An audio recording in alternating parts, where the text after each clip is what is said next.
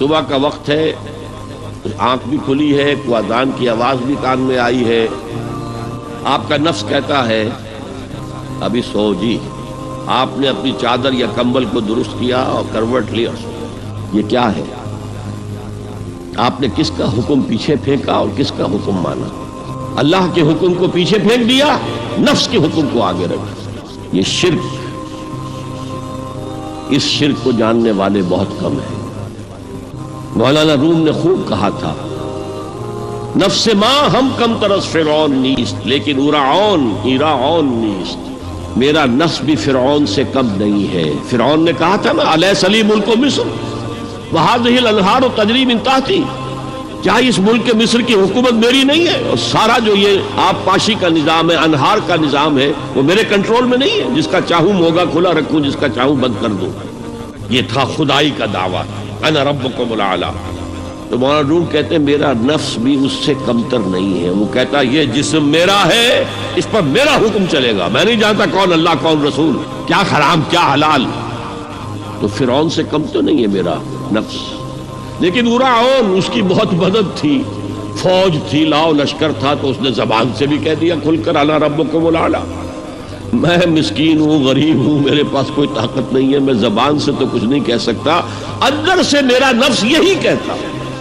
یہ نفس کی حکومت قرآن کہتا ہے، میں حیران ہوتا ہوں، دو جگہ یہ مضمون آیا ہے، ارأیت من اتخذ الہہ ہواہ افانت تکون علیہ وکیلا۔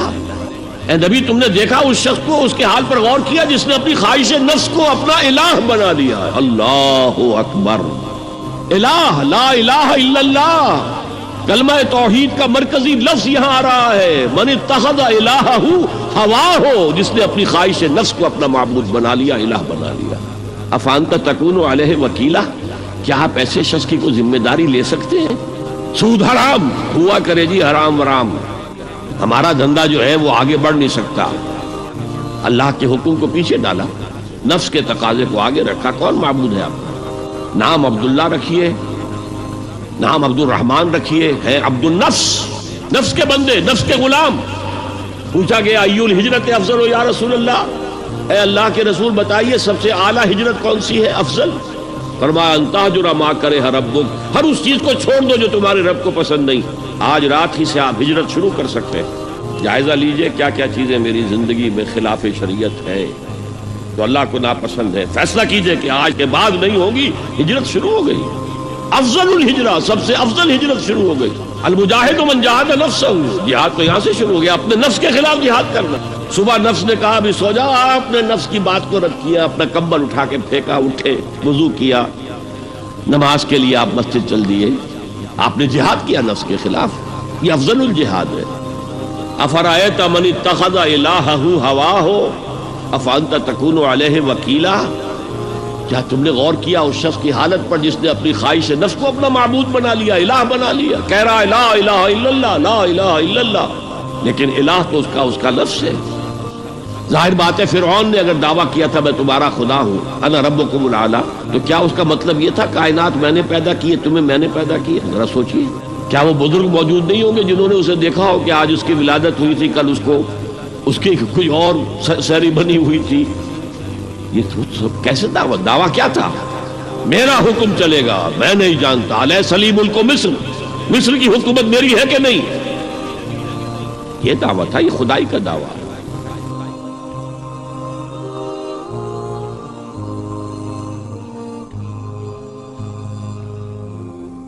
حضور کی عادت شریفہ تھی کہ آپ فجر کی نماز کے بعد تشریف رکھتے تھے تھوڑی دیر، یہ نہیں جو ہمارا حال ہے نماز پڑھی اور گئے بس بات ختم ہوئی، لیکن یہ کہ اس کے بعد صحابہ سے کچھ گفتگو ہوتی تھی، کسی نے کوئی خواب دیکھا ہو تو بیان کرے، اس کے بارے میں کچھ اور گفتگو۔ تو ایک صحابی سے آپ نے پوچھا کیف اصبحت، آج کیسی صبح ہوئی تمہیں، کیسی صبح نصیب ہوئی؟